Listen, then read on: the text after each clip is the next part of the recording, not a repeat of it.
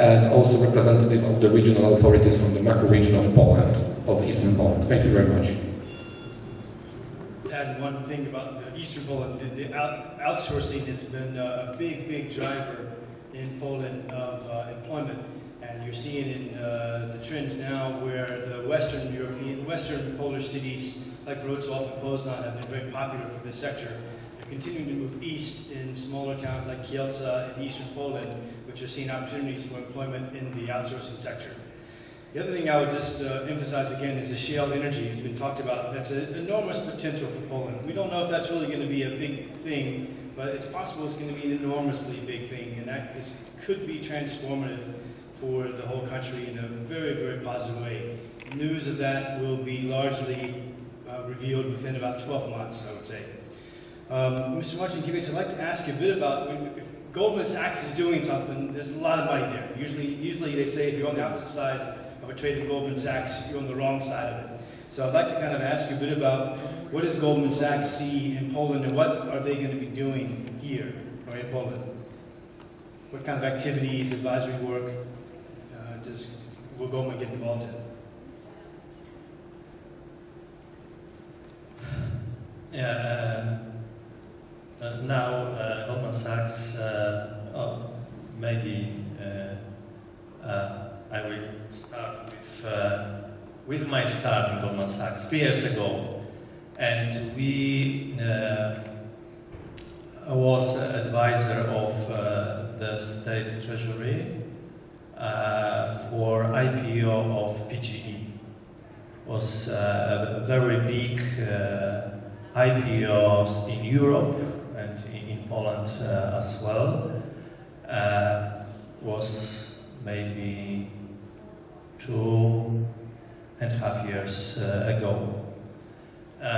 Next, we advise the same Minister of State Treasury to IPOs PZU, insurance company.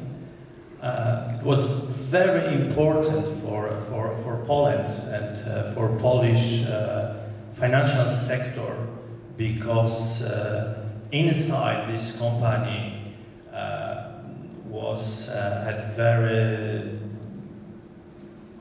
difficult situation between two owners, so it was very important to improve this situation inside this special, big, very important company, PZU.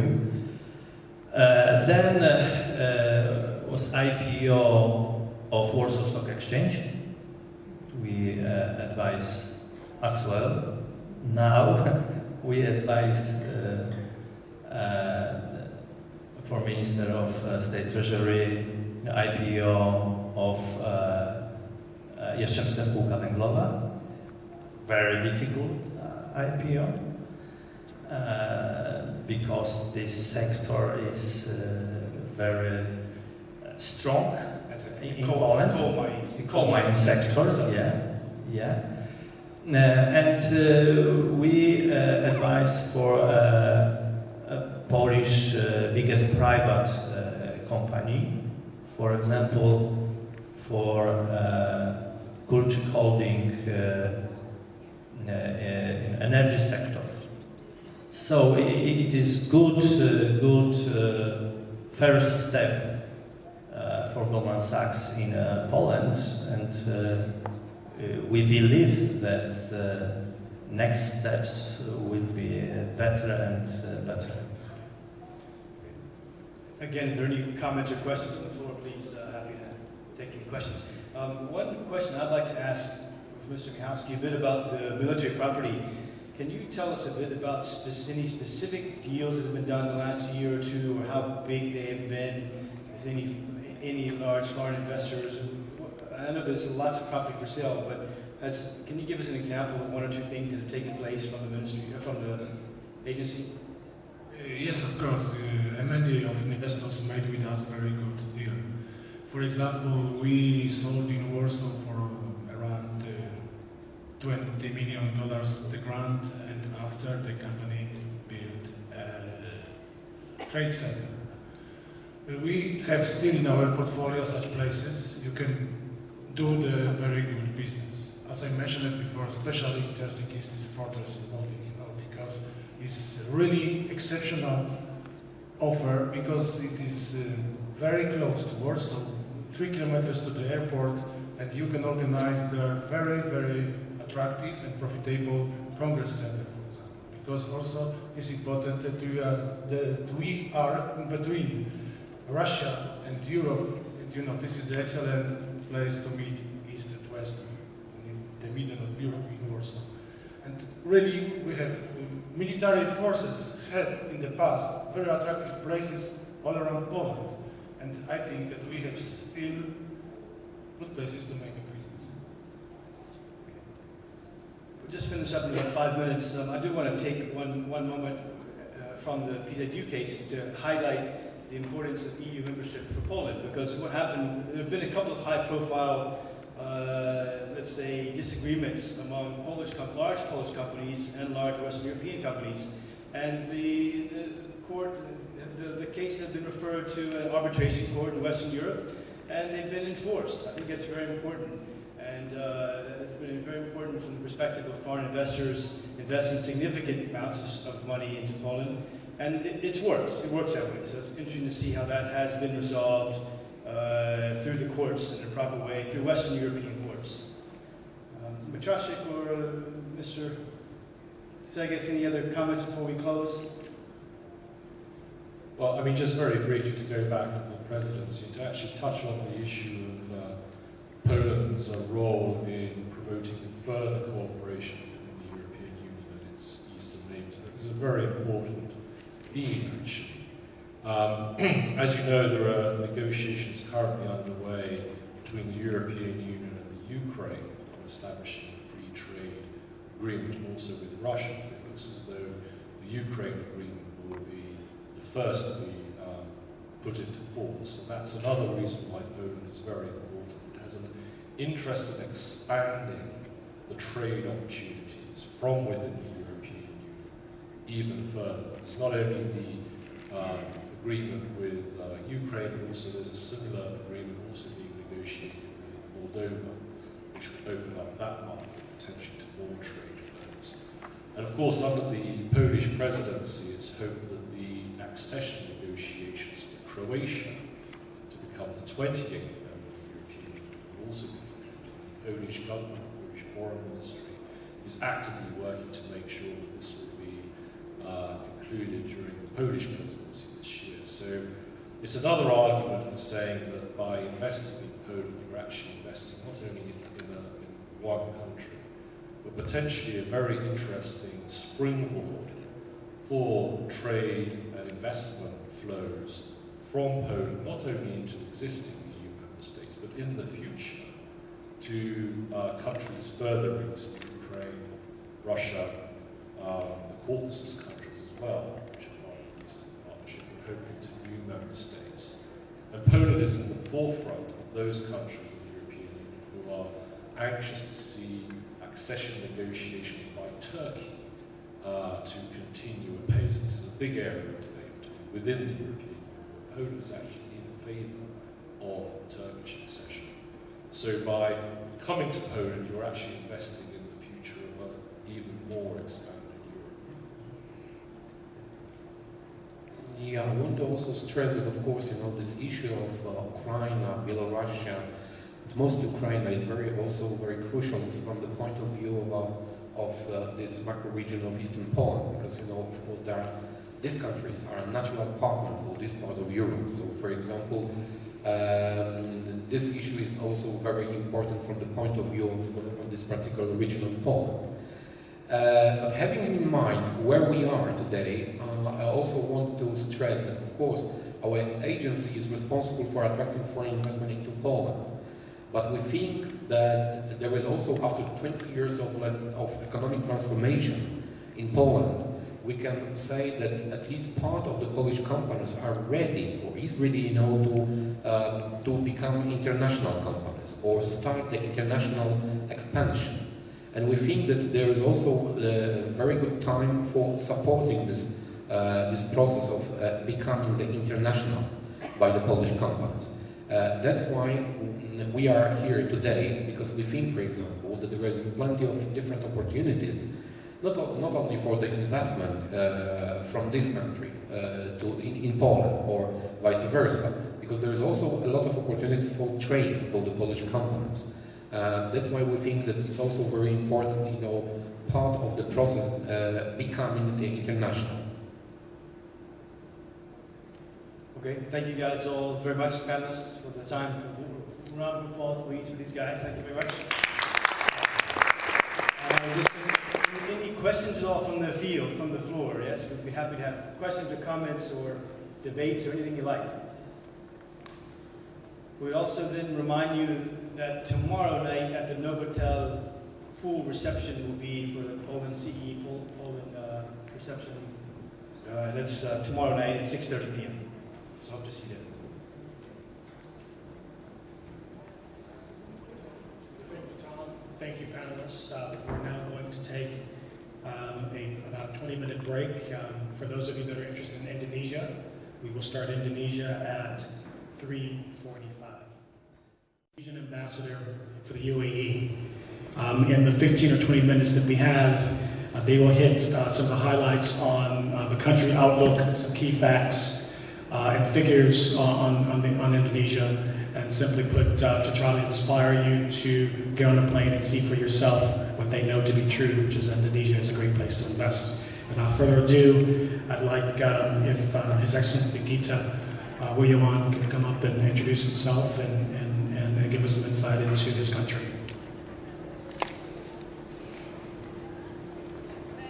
Assalamualaikum warahmatullahi wabarakatuh. Very good afternoon to everyone here at this exhibition hall. My name is Gita Wirjawan. I've been with the government of the Republic of Indonesia for about 17 months, before which I was in the private sector. The Indonesia story is an interesting one, and I'd like to spend the next 15 minutes or so putting the Indonesia story in a global context as the first part of the story. And then the second, I'll try to put that more in a macro story from an Indonesian perspective. And then the third bit, talk a little bit more in detail about some of the economic opportunities and challenges for Indonesia going forward.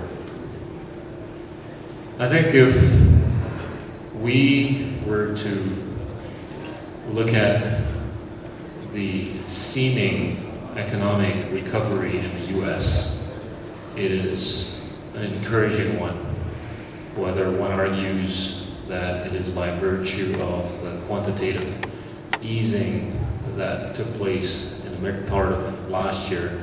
That has basically had a positive impact on the capital markets in many parts of the world towards the end of last year.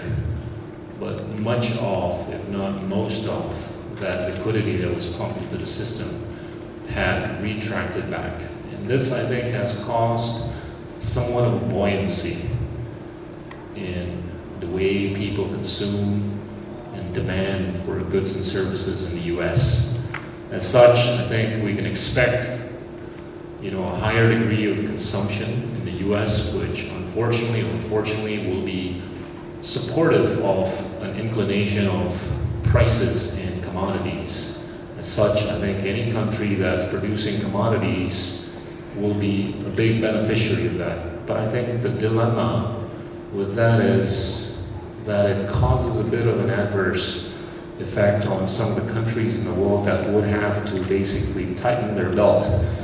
And clearly with what we're seeing in Europe, there's quite a number of countries, whether it is Portugal, Italy, Spain, the UK, Greece. These are countries which evidently would have to basically get on the austerity measures that are going to be somewhat very, very difficult. And at the rate that they've got to get on these austerity measures, higher commodities prices certainly would not be helpful.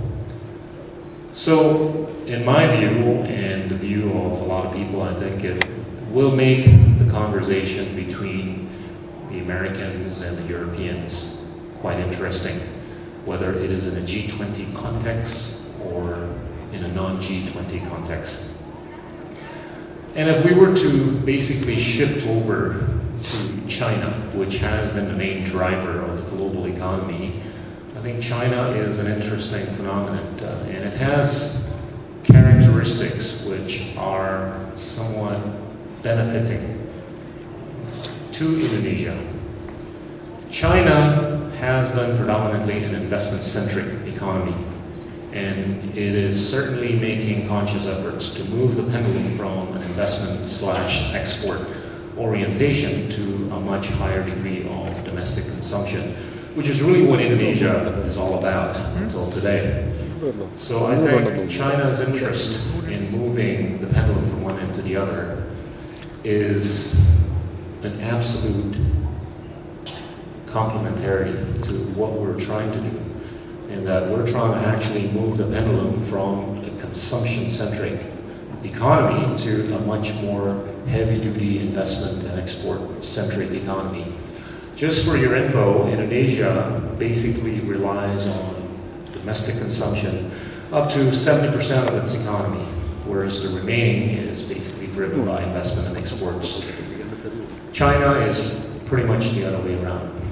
But as you know, China, I think, will require a long time in trying to move the pendulum from one end to the other, whereas I think it is probably quicker for anyone to move the pendulum from consumption-centric to a much more investment-centric. So I think time will tell as to how things will pan out between Indonesia and ASEAN, and Indonesia and China. China, as you know, is a $5.5 trillion economy, while India is almost $2 trillion US, and Indonesia is already at $720 billion economy last year. And if one were to take a 3-year view of Indonesia, this will be a $1.1 trillion economy. It's a staggering number, which many people in the world are not aware of. And this is a country which basically has 240 million people, blessed with all kinds of natural resources, to name a few, about 112 TCF worth of proven gas, about 100 billion tons of proven coal reserve, about 4 billion barrels of oil reserve, and about number 1, number 2, number 3, number 4 in just about any natural resource you can name, including bauxite, copper, gold, cocoa, and all those things that people have to consume for the rest of their lives.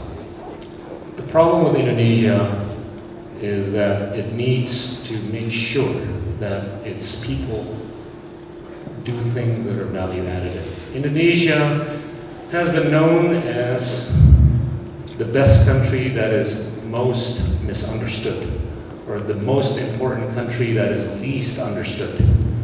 And that is true in a lot of respects, because, as I've said in previous sessions, we have not been able to show our chest as well and as effectively as perhaps some other countries. I think we can make reference to India, for instance, which has been good at showing its chest out to the world, and it's been able to basically tell the world that it's got the kind of entrepreneurship that it deserves to be recognized for.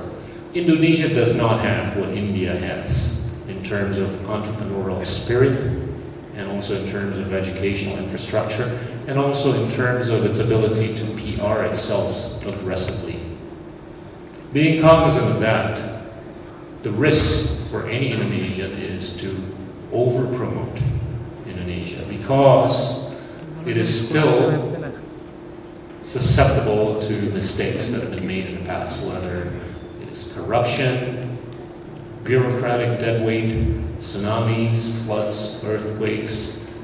Those are the perceptions that basically Indonesia has been known through the prism of international media, whether it is the CNNs or the BBCs of the world, which typically depict Indonesia when somebody's burning a flag in front of the parliament building, or when somebody's victimized by a flood or an earthquake or a tsunami, or when somebody is on trial for corruption.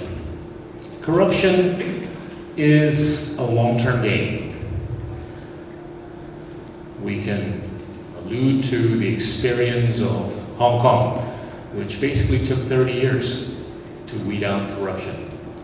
And the fact of the matter is, Indonesia has been successful in putting more than 550 people in jail in the last 6 years for corruption. But that is a data point that many people in Nebraska don't know about. The fact is, if we were to look back 5 years from today in Indonesia, things were a lot worse off. And I'm not able to meet anybody who thinks that Indonesia is not going to be any better off 5 years from today. There's a consensus in that Indonesia is on the right trajectory. Here is a country that basically has a burgeoning economy of 720 billion going to 1.1 trillion US dollars in 3 years' time, going to 2 trillion US dollars in 9 years' time, going to 4 trillion US dollars in 14 years' time, going to 6 to 7 trillion US dollars in about 20 years' time. Question is, how can you assume linearity? That's easy, because we're youthful, we're young. 60% of our population are younger than 39 years old. 50% of our population are younger than 29 years old. At the rate we reproduce, at the rate of our own mortality, we're likely to be able to maintain our demographic profile for the next 15 years. This youth, ladies and gentlemen, will entail productivity. This productivity will entail profitability. This profitability will entail economic sizing. Is my time on? It isn't, and I wanted to, because you're saying some very germane things that I think the audience is appreciating. And given the theme this is around investment, you talk about the susceptibility that the country is in as a result of obviously what the investment process is just risk factors. And so as an investor, one of the questions would clearly be, can we get risk-adjusted returns? In other words, there are investors with a certain amount of appetite, and that appetite could very well include Indonesian risk. Yep. The question is, do you think that the capital market system, do you think that the opportunities on the ground will compensate the investor for some of the risk, and that's some of the susceptibility that still exists? I think it depends on the horizon with which one looks at, Indonesia as an investment thesis. If we were to look at the market cap of the stock market of Indonesia 10 years ago or 11 years ago, it was less than 20 billion US. Today it stands at about 380 billion US. So anybody that had gone into the capital markets 11 years ago would have made an enormous amount of money. Now, you talked about risk-adjusted return. It all depends on how you define risk and how you actually quantify it. When one quantifies the foreign risk of Indonesia, one goes by the typical references of the S&Ps and Moody's and Fitches of the world. We're at the moment rated BB+ by both Fitch, Standard & Poor's, and Moody's, their equivalent. I don't think that is reflective of our risk profile, given our fantastic macroeconomic and macro-political portrait that we have today. At the rate that we run at a debt-to-GDP ratio of 26%, as I've said earlier in the last session, that looks pretty damn good compared to some of the European countries, not to mention Japan, even the US. And if you take a look at the fiscal decentralization, the way money from the pool within the government is being basically mobilized to all the 33 provinces, it has been effectively and efficiently done. 40% of that is basically being deployed. If we take a look at the monetary instrumentation. We have been able to basically manage inflationary pressure effectively and efficiently. We've only had to raise our policy rate about once in the last 16 months, as opposed to 6 or 7 times by India and China each. So we have been able to show the world that we can manage our monetary situation and fiscal situation correctly, efficiently, and effectively. If I were to basically risk adjust the country, I think I would risk adjust it above where we are being risk adjusted today. What that tells investors, or should tell investors, is that there is an enormous prospect of making money, because any investor that is smart wouldn't want to go before the repricing of risk takes place. But that basically refers to just the macro setting of Indonesia. But if one peels the onion a little bit more and dwells into specific investment opportunities, I think the enormity of return can be reaped from the usual suspects of the natural resource, and also the next game changer, which I think will be infrastructure development. That is, I think, what will game change Indonesia from a 6.5% to 7% economic growth rate to 8.5% to 9.5% economic growth. That is within reach. The tipping point is basically there. It doesn't require the tweaking of 117 items. It requires the tweaking of just 2 to 3 things, which I do believe will happen in the near foreseeable future. And that gets defined by maybe the next 6 to 18 months. Well, with regards to the funding of a lot of the infrastructure that we believe needs to take place, I mean, there are, generally speaking, 2 sources of capital: domestic investors and foreign investors. And often foreign investors like to follow the home team and look to see what the domestic investors are doing in order to gain comfort that the local investors, etc., have skin in the game. Right. To what extent is the economy able to coalesce, to aggregate, to create the right kinds of investment vehicles, etc., in order to capture those domestic savings, to invest first? First, Indonesians must invest in themselves in order to get others to follow on. What's the state of the domestic savings, the ability for pensions, etc., to back the plan? The domestic savings characteristic of Indonesia is like that in China, like that in Japan, like that in India, and most Asia-Pacific countries, meaning it's way up there in the 30% range. There is a challenge in terms of rejigging the instrumentation with which money gets funneled for any purpose.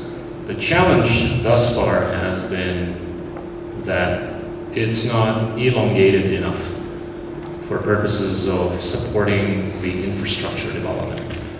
But we are in the midst of intensive discussions on key policymakers, including myself, the Finance Ministry, and the Central Bank, as to elongate the instrumentation, whether we're talking about a 10, 15, 20-year instrument, so that we can actually funnel the liquidity that's available for better usage. And that, I think, will happen in the near foreseeable future.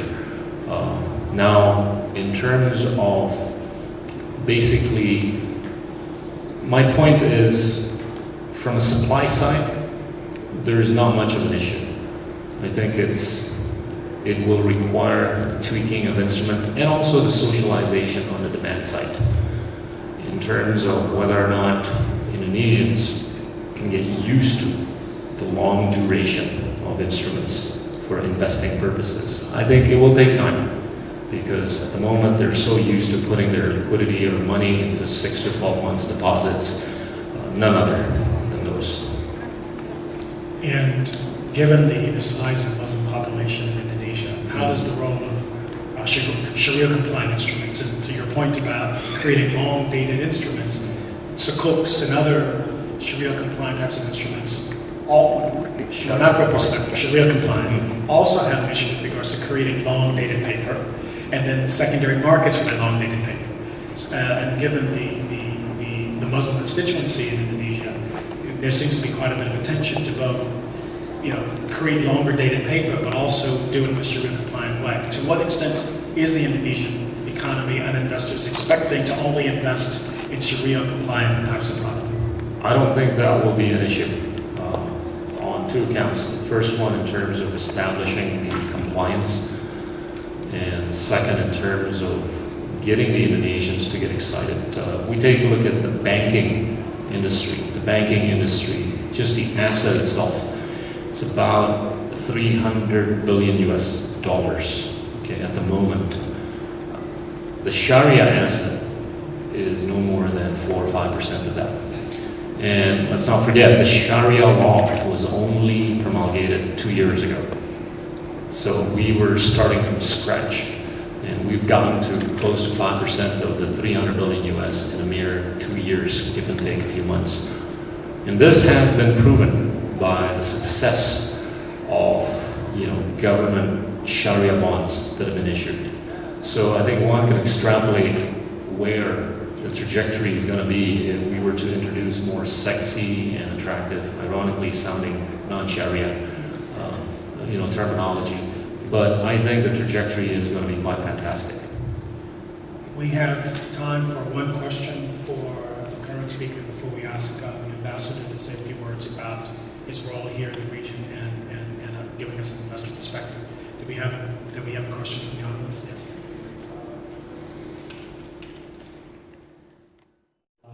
And we have a very young, dynamic minister that is with us. In keeping with my joke telling, I take a poll after each one, so I'm told I should continue. A man walks into a jewelry shop